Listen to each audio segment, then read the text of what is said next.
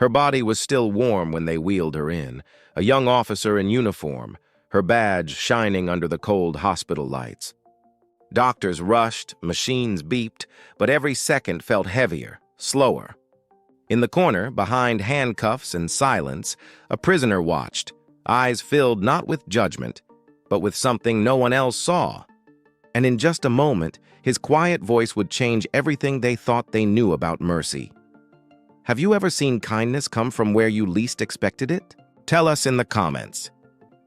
Before we begin, hit subscribe. It's appreciated.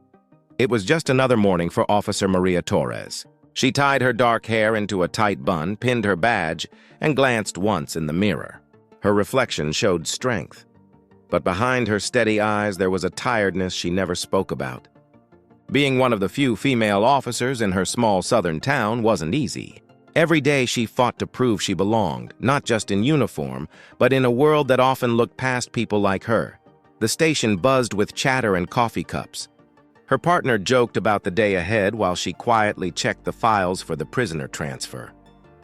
It was routine work, but for Maria, everything had to be perfect. She was known for that, doing things right, staying calm even when others didn't. Her mother used to say, "Kindness is your strength, mija." And though the job hardened her heart in some ways, she still tried to live by those words. The drive to the county hospital was supposed to be quick. The prisoner in the back, a man named Daryl, was silent, just staring out the small window with weary eyes. The rain tapped softly on the windshield, and for a moment the world outside seemed peaceful. Maria thought about her son waiting at home, about dinner, about how ordinary life could feel even when danger was part of her every day. But life has a way of changing in the moments we least expect. As they neared the hospital gates, her vision blurred, her hands shook on the wheel, and pain struck through her chest like fire. The patrol car swerved, lights flashing, as her partner shouted her name. Everything after that became a blur, sirens, hands, voices, and then nothing. When she opened her eyes again, bright lights surrounded her. Faces leaned over her and somewhere nearby. She heard that same soft rain, but something felt off. The doctors were focused on the wounds they could see, not the one quietly taking her breath away. And standing a few feet away, still in handcuffs, Daryl noticed something they didn't. If you were in their place, what would you have done? Tell us in the comments. The hospital room was filled with noise, shoes squeaking, machines humming, nurses moving fast. Maria lay on the table, her uniform torn where they tried to help her breathe. The doctor spoke quickly, focusing on the surface wounds, the visible bruises. They didn't see the fear in her eyes, the way her lips turned pale, or how her breaths grew shorter each second. Daryl sat against the wall, wrists still bound, his orange jumpsuit smeared with rain and dirt. He had seen many people in pain before, but something about her face stayed with him. Maybe it was because she had treated him differently that morning. No harsh words, no looks of disgust. Just calm professionalism. She even asked if he was cold in the van. No one had ever asked him that before.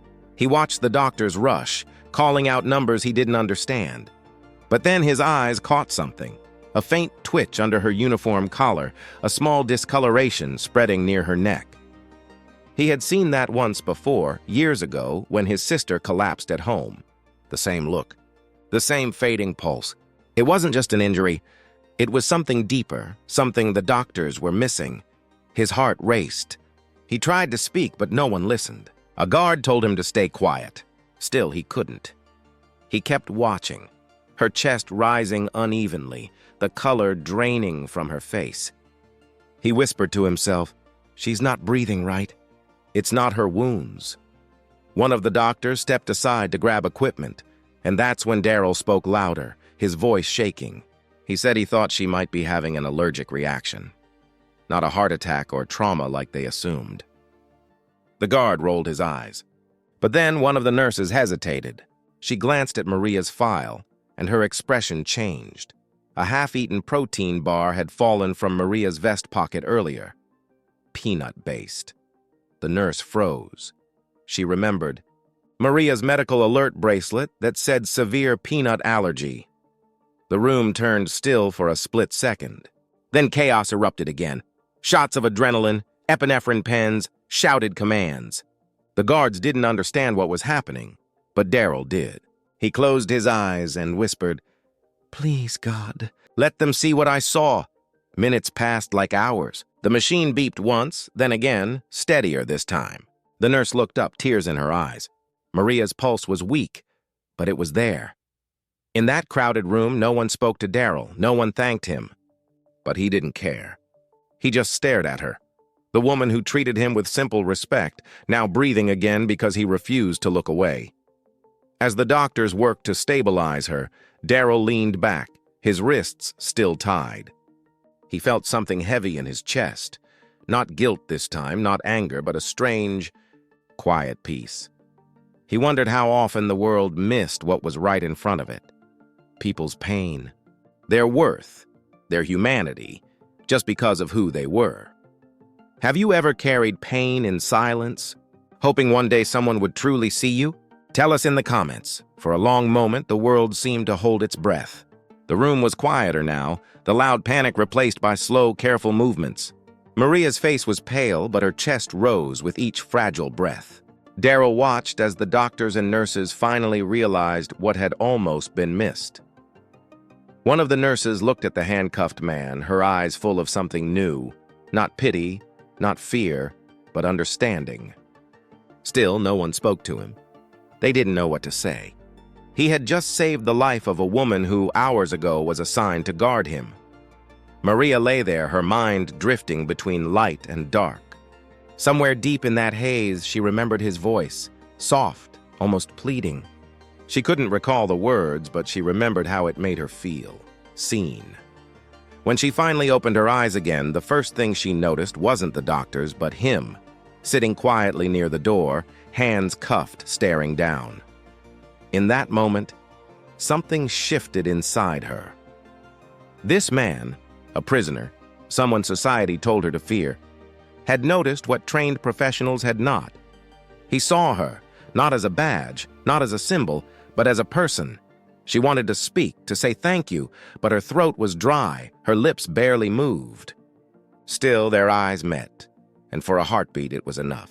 That silent exchange carried more meaning than words ever could.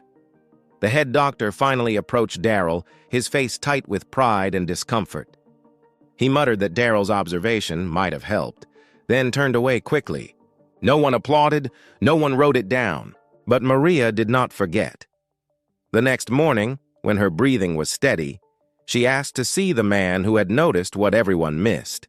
The guards hesitated, but she insisted. When they brought him in, she saw that same calm in his eyes, the kind you only find in people who've been through too much and still choose to care. She couldn't speak much, so she simply nodded. It was a quiet moment, but one that neither of them would ever forget. What would you have done if this truth was suddenly staring back at you? Tell us in the comments.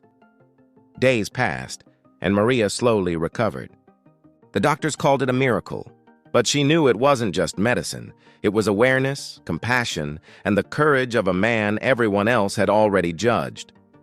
When she returned to the station weeks later, people treated her like a hero. They said she was lucky to be alive, that her strength pulled her through. But she knew the truth. Her life had been saved by someone society had locked away, someone whose name was only spoken in whispers.